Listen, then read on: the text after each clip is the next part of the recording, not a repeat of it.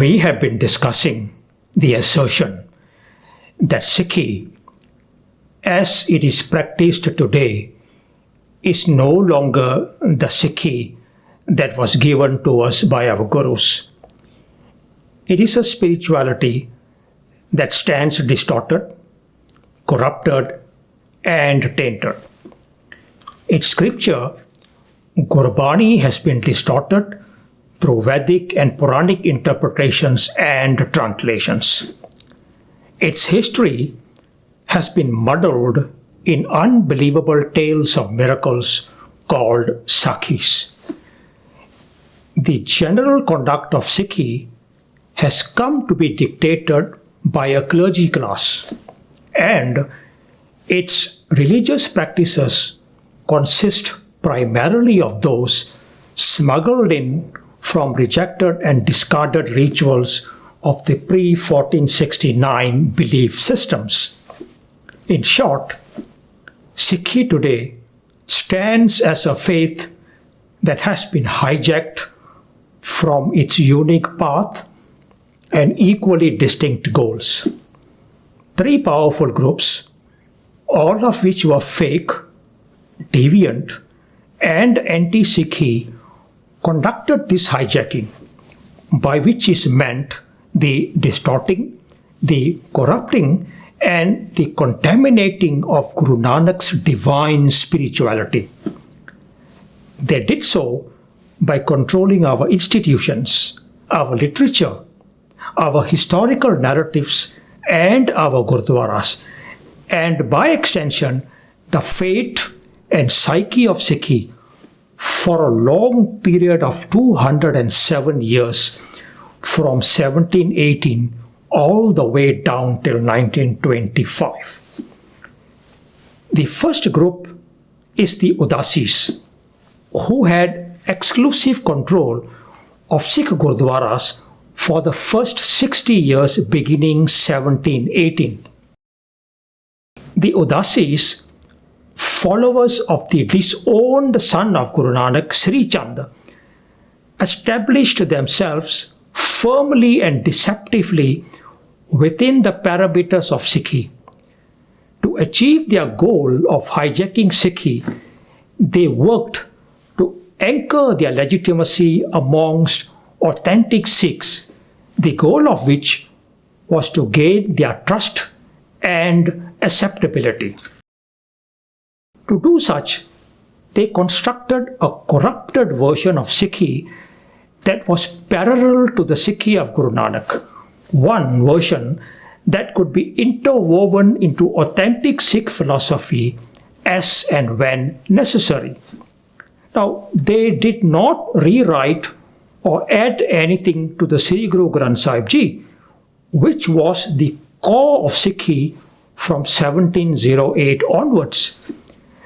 They were perhaps not up to such a task, or did not think it was necessary to corrupt the Sri Guru Granth Sahib Ji. There was an easier and a more effective way to do just that. They instead resorted to creating concocted tales relating to the lives of our gurus and about corrupt Sikhi practices. This was essentially a cunning and a devious attempt to recreate and rewrite Sikhi from the periphery while leaving the core, namely the Sri Guru Granth Sahib Ji, intact. The recreation of the periphery consisted of creating concocted Sakhis and corrupt practices and anchoring them as authentic narratives of Sikhi. They believed that the core would become irrelevant once the periphery had been sufficiently corrupted and adequately distorted. Now, even if the core remained relevant, the core would become mostly unbelievable once the periphery had become sufficiently embedded within the Sikh psyche. How did they do this? In other words, how they hijacked Sikhi from its original philosophy from its original goal and intent is the subject of today's video. The first thing they did was to create the lie that Sri Chand was never disowned by Guru Nanak Pacha.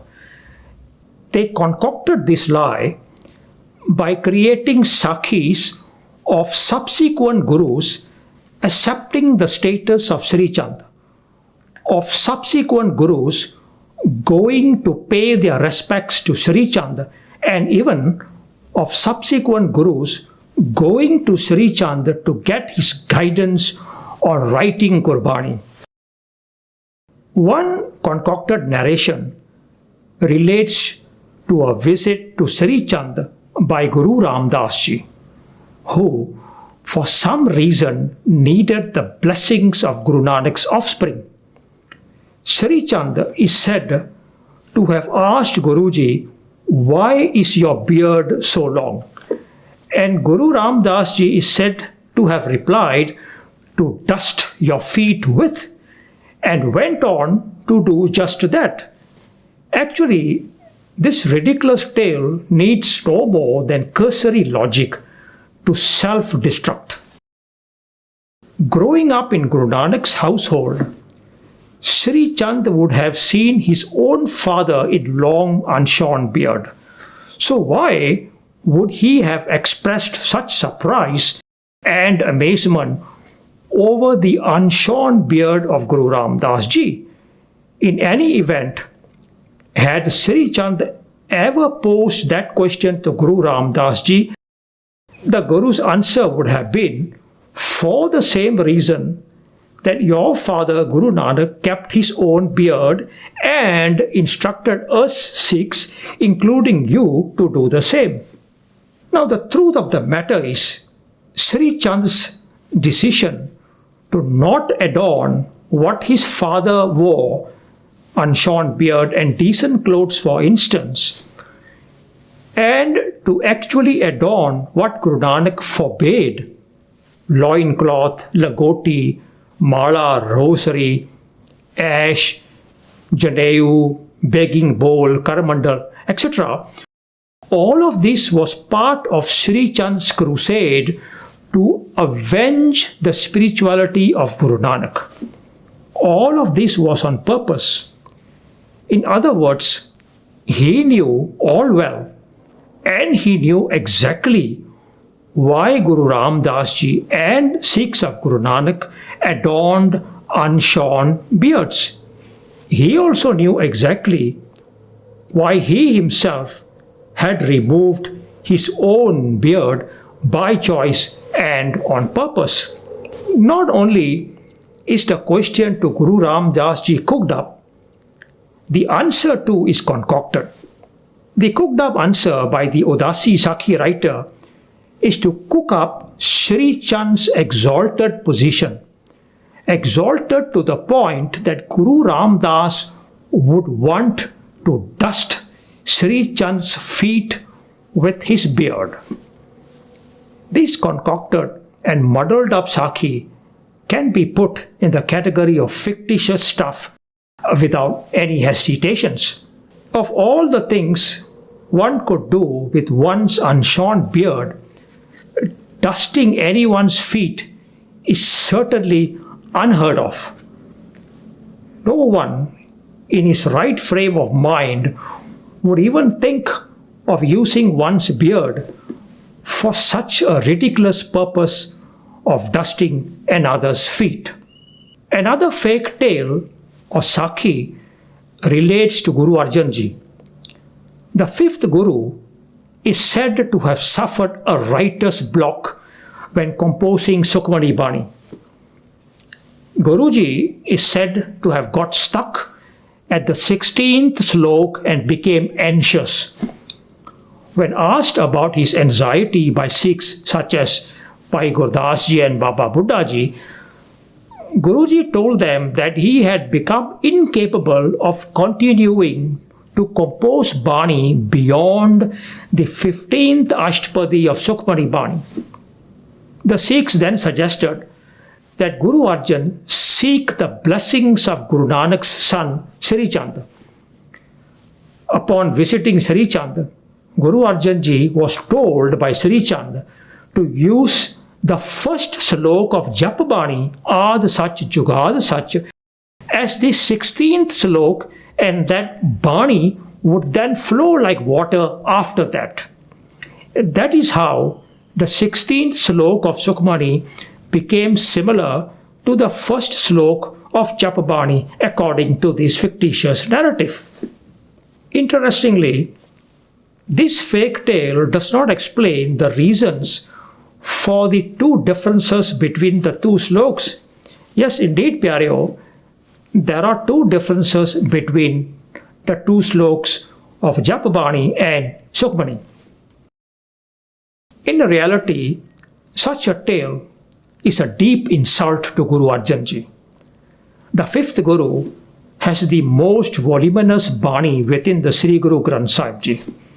He could not have achieved such if he was prone to writer blocks. For if he did, he would have probably needed to visit the disowned and langoti-clad Sri Chand on a daily basis. Imagine the most prolific writer of Gurbani going to get a cure for his writer's block from someone who never wrote a single verse in his entire life. Such a reality did not stop the Udasis and even some Sikhs from going even further down the slippery slope of illogic in asserting that the 16th slok is rightfully the Bani of Sri Chand. In any case, the notion of any Sikh Guru going to seek the blessings of Sri Chand is anathema or antithesis to Guru Nanak's command and wishes. It would not have been so repulsive if the narrative was that Sri Chand came to visit any successive Sikh Gurus. But the narrative of a Sikh Guru going to someone who stood as the pinnacle and as the essence of everything that is antithesis to Guru Nanak is plainly out of character of a Guru, of any Guru, of all Gurus. Another fake story is that Gurus Angad, Amardas, Ramdas and Arjan Pacha Ji suffered from the curse of leprosy. The Sikh is expected to believe the Udasi assertion that the reason they suffered from leprosy was because they were not the rightful Gurus to begin with. The rightful Guru after Guru Nanak was Sri Chand, and because of that, the curse was eventually removed by none other than Sri Chand himself when Guru Arjan Pacha went to see him. Yet another fake narrative relates to Guru Hargobind Pacha's desire to obtain the blessings of Sri Chand. He is said to have gifted the Udasi his most magnificent horse. In return, Sri Chand blessed the sixth Guru with the ability to win all his wars. Another concocted story relates to Emperor Jahangir asking Mian Mir as to who was the greatest saint alive then. And Mian Mir is said to have replied, "At this time, the elder son of Guru Nanak is the king of the saints." Now we know, Pyareo, that Mian Mir was a Sikh of Guru Arjan Pacha. It is unbelievable that he was not aware of the passing of Guruship from Guru Nanak to Gurus Angad, Amardas, Ramdas and Arjan Ji. It's further improbable that he was unaware of the outcasting of Sri Chand from the Sikhi household. Why would he not consider Guru Arjan to be the greatest saint alive then? In any case, Mian Mir was not an Udasi to have given that honor to Sri Chand. The fakery of the tale is as obvious as daylight. Another Udasi concocted narrative has Jahangir sending his elephant to pick up Sri Chand. But the elephant could not even lift Sri Chand's miraculously heavy blanket. So Sri Chand simply walked over to Jahangir's court. Yet another tall tale has it that Guru Hargobind Ji sent his son Baba Gurditta to Sri Chand, who then appointed Baba Gurditta Ji as Sri Chand's successor and as head of the Udasis in 1629. The tale of Sri Chand's death is yet another concoction. He is said to have simply walked into heaven by choice. The Udasi account of Lakshmi Das's final moments is equally bizarre. The tale is that Lakshmi Das, who was Sri Chand's younger brother, attempted to ride a horse with his wife, his child, and a hunting dog into heaven. But that Sri Chand extended his arm into the heavens above to pluck off the young child.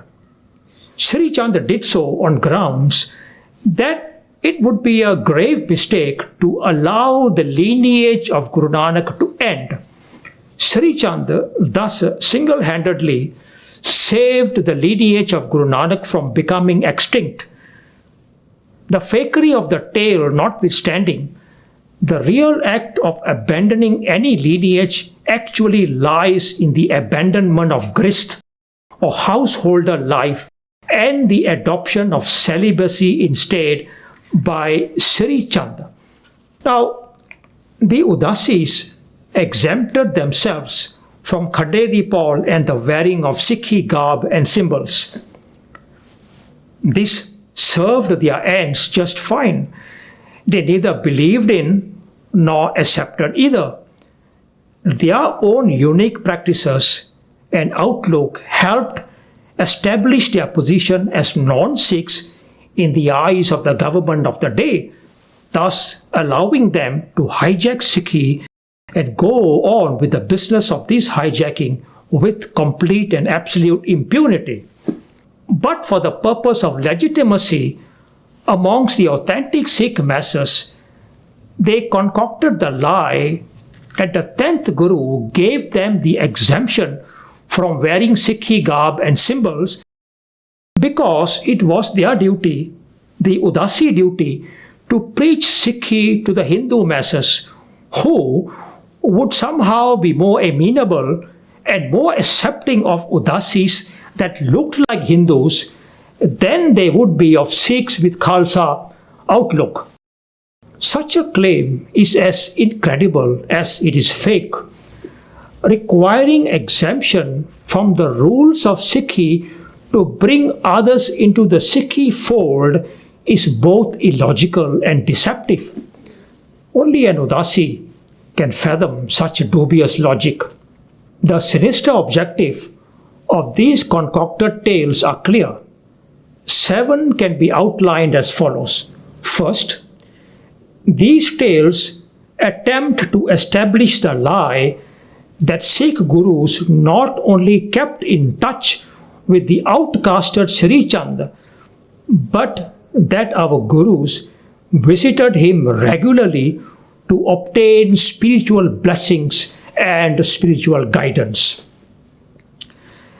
The Udasis even have concocted names for Udasi sects and their concocted links with different Sikh gurus. The Suthre Shahi Udasis were blessed by Guru Har Rai. The Sangat Sahib Udasis was sanctioned by both Guru Har Rai and Guru Gobind Singh. The Bhagat Malliye Udasis and the Jeet Malliye Udasis were given special status by Guru Gobind Singh Padsha Ji, and the Bhagat Bhagavaniye Udasis were blessed by Guru Har Rai, and the Mahashaiye Udasis had special blessings from Guru Tegh Bahadur. All these concoctions, despite the fact that Guru Nanak himself threw the father of Udasi cult, Sri Chand, out of the Sikhi fold. The fabrication or the lie of our gurus going to Sri Chand leaves out mention of the fact that Guru Nanak disowned Sri Chand and that Guru Angad had to be sent away from Sri Chand, that Guru Nanak himself stayed back at Kartarpur to direct Sikhs away from Sri Chand to Guru Angad at Khadur, and that Guru Arjan recorded the deviancy of Sri Chand in Pothi Sahib. Why then would Sikh Gurus go to him, Sri Chand, of all persons, for spiritual guidance of all things? Second, these tales attempt to put Sri Chand on par with the exemplary Sikh Baba Buddha Ji, who had the distinction of living through the physical existence of 6 gurus. Sri Chand too is said to have lived through 6 gurus as well, and succeeded by the son of the 6th Guru, Baba Gurditta Ji, in 1629. Paikan Singh Nabha, the writer of Mahan Kosh, writes that Sri Chand was born in 1494 and died in 1612. Baba Gurditta Ji was born in 1613. This means that Sri Chand died 13 months prior to Baba Gurditta Ji being born. But the Udasis say the succession took place in 1629, even if that required Sri Chand's age to be stretched to 135 just to make the succession of Baba Gurditta Ji fit their concocted reality. So if we believe the Udasis, then Baba Gurditta Ji would have taken over as head of the Udasi movement from Sri Chand at age 16, even if he had no exposure whatsoever to Udasi life. Further, Baba Gurditta Ji was married, putting to lie the claim of him being a leader of the Udasi sect. Udasi leaders had to be celibate, sannyasis practicing Darbar da Tyag or renunciation of family life. Baba Gurditta Ji's grihasti or married householder life thus disqualified him from the position of becoming a successor to Sri Chand. The 135-year lifespan tale is spun by the Udasis within the fake claim that Kundalini Yoga, as practiced by the Sri Chandis, had the power to extend human life expectancy.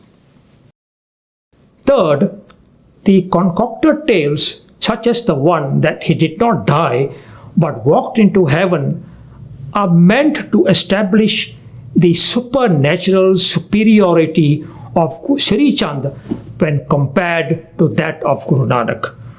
While Guru Nanak, who passed on in the normal way, was cremated, and Sri Chand had himself collected the ashes to build a tomb, Sri Chand, on the other hand, walked into heaven on a date and time of his own choosing. Fourth, the concocted stories attempt to give a foothold to Sri Chand in the composition of Gurbani, to establish the lie that the 16th slok of Sukhmani is actually composed by Sri Chand. The claim is that had Sri Chand not given the solution to Guru Arjan Ji, Sukhmani would never have been completed. An incomplete Sukhmani would have meant an incomplete Pothi Sahib first, and then an incomplete Sri Guru Granth Sahib Ji. So this story gives Sri Chand fake credit and responsibility for him getting Sri Guru Granth Sahib Ji completed. No Sri Chand would have probably meant no Pothi Sahib, and no Pothi Sahib would have meant no Sri Guru Granth Sahib either. Fifth, there is an attempt to suggest that Sri Chand's spiritual powers were widely known and known outside of the Udasi circles too. Mian Mir and Emperor Jahangir too were aware of it. Sixth, these tales attempt to link the Udasis all the way to the 10th Guru through the 9th Guru. Guru Tegh Bahadur Pacha was the father of Guru Gobind Singh, and he was also the younger brother of Baba Gurditta Ji, the concocted successor to Sri Chand. What better way to establish their legitimacy among Sikhs all the way to the 10th Guru? All these concoctions, despite the fact that Guru Nanak himself did not consider the father of Udasi cult, Sri Chand, as practicing Sikhi life. Seventh, and most importantly, the Udasis knew very well that the Sri Guru Granth Sahib Ji contained not just mention about the deviance, defiance and rejection of Sri Chand, but that specific verses also removed the Udasi sect squarely and completely from the parameters of Sikhi. So the Udasis who took control of our Gurdwaras from about 1718 onwards were aware that Guru Arjan Ji allowed the verses about Sri Chand's deviancy to be included in the Pothi Sahib, and that Guru Gobind Singh Pacha allowed them to remain in the Sri Guru Granth Sahib Ji. This meant that the messages of the verses were eternal truths for Sikhs. It was thus crucial for the Udasis to negate the value and to negate the believability of these verses if they wanted to take charge of Sikh Gurdwaras and the Sikh psyche. So they created a plethora, a gamut of concocted sakhis about our Gurus going to Sri Chand and patching up the relationship.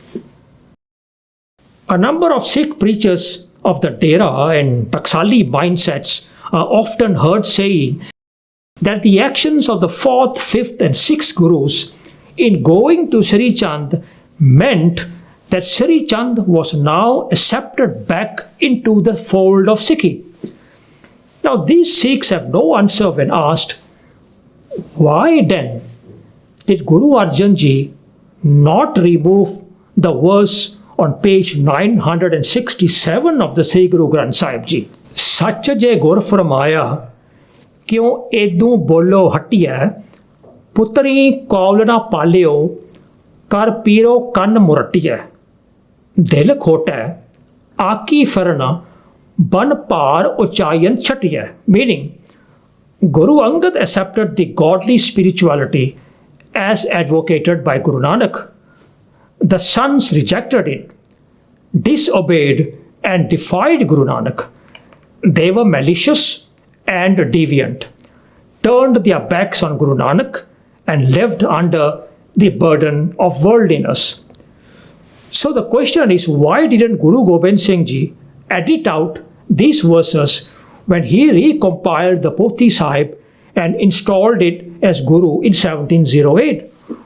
Why would two separate Gurus leave intact the verses on page 967 of the Sri Guru Granth Sahib Ji if they were no longer true, given that Sri Chand had somehow been readmitted into the Sikhi fold? The truth is simply that the verses on page 967 of the Sri Guru Granth Sahib Ji are eternal truths, while the Sakhis of our Gurus going to Sri Chand are no more than concocted tales of a group that was bent on hijacking the Sikhi faith. If indeed the actions of the 4th, 5th and 6th Gurus in going to Sri Chand meant that Sri Chand was accepted into the fold of Sikhi, then why did Bhai Gurdas Ji write the following in his verses? Ulti gang vahayan, gur angad sir upar tara, putti kaul na palya, Man khote aki nasiara, meaning Guru Nanak performed an extraordinary practice in installing Angad as his successor Guru. His sons defied his spirituality on account of their malice and rose to rebellion and desertion. Now, we know that much of Bhai Gurdas Ji's writings were composed during the times of Guru Hargobind, the sixth Guru. How is it that he remained unaware that the fourth, fifth, and sixth Gurus had decided that Sri Chand was accepted back into the fold of Sikhi? The truth is simple. The Udasis pitted their concocted periphery of Sikhi against the core of Sikhi, namely the Sri Guru Granth Sahib Ji. They anchored this periphery of tales within the psyche of two generations of Sikhs during the 60 years that they occupied our Gurdwaras. Their fake tales became the unfortunate truths of Sikhi. Their concocted tales became the instruments for the hijacking of Sikhi. The hijacking of Sikhi meant that the core of Sikhi, the Sri Guru Granth Sahib Ji and Gurbani, got displaced, got sidelined, and got drowned. And the concocted periphery became the acceptable Sikhi of the masses. The Udasis achieved their goal. While a vast majority of Sikhs accept the fake and Udasi concocted Sakhis narrated above, the same vast majority of Sikhs are not even aware of the verses about Sri Chand within the Sri Guru Granth Sahib Ji. A large majority of the small number of Sikhs who are aware of these verses do not accept the Gurbani verses. They choose instead to accept the concocted Sakhis. It's a clear case of the periphery drowning out the core. It remains now for us to look at the distortion and corruption of Sikhi by the Udasis in their 62 years of control over our institutions, our Gurdwaras, our psyche, and our belief systems. The Udasi control over our Gurdwaras, and by extension the Sikh psyche, corrupted and distorted Sikhi to its essence in more ways that can be imagined. Some of the primary distortions are as follows. First, they altered the Maryada, the practices and ceremonies at our Gurdwaras. Now, the Udasi Maryada and the Udasi practices were rooted in Shiva Puran, which was an offshoot of the Vedas.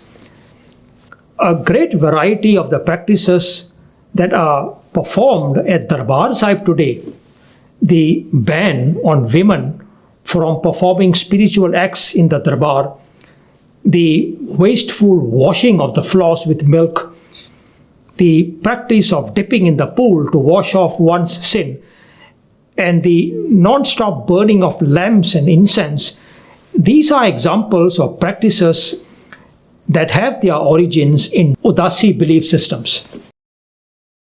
Second, they introduced Udasi rituals and practices into Sikhi. The ritual of reciting mantras repeatedly, the recitation of Gurbani verses during the performance of yoga asans and yoga Kriyas, the linking of vegetarianism to Sikh philosophy, the exalted position of celibacy for spiritual success, the bathing at selected locations as acts of spirituality, the making of offerings to the gods, and the performance of penances, all of which have become accepted norms as Sikhi practices have their roots in Udasi beliefs. these rituals and practices will be consolidated, expanded and rooted deeper into Sikhi by the other groups who will control Sikh Gurdwaras subsequent to the Udasis, namely the Nirmalas, as well as Dera and Taksali sons. Third, the Udasis had, in 60 years, managed to wean 2 generations of Sikhs off the divine messages of the Shabd Guru. The enlightenment of the messages of the Shabd was slowly but surely replaced by a worship-centric Maryada, which emphasized practices, rituals, mantra recitations and ceremonies as a ritual-based spirituality.